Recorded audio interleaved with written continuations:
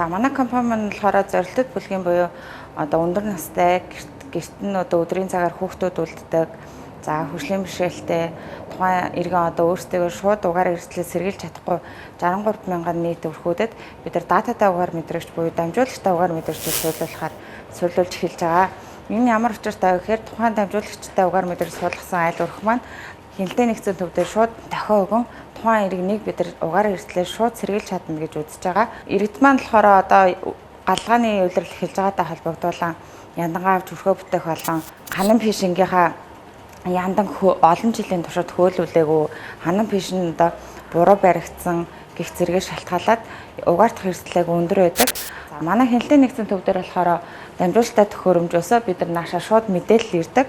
Мэдээлэл түгээснээр өргөрөө бид нар хамгийн ихний ээлжинд уцаар нь холбогдож та гэртээ бол хаалгаа онгоолгож цонхоо онгоолгон агарын сэлгэлт хийгээрэй гэж хэлснээр ихний ээлжинд тухайн өрхийг шууд угаар эрсдлээс сэргийлж чадна. Цаашлаад өндөр эрсдэл үүсэх юм бол тухайн дүүрэгт ажиллаж байгаа бид нар хяналтын ажилтныг шуурхаа явуулдаг байгаа. Тэгснээр бид нар өнөөдөр 63 мянган айл өрхөө угаар эрсдлээс шууд сэргийлж чадна гэж үзэж байгаа.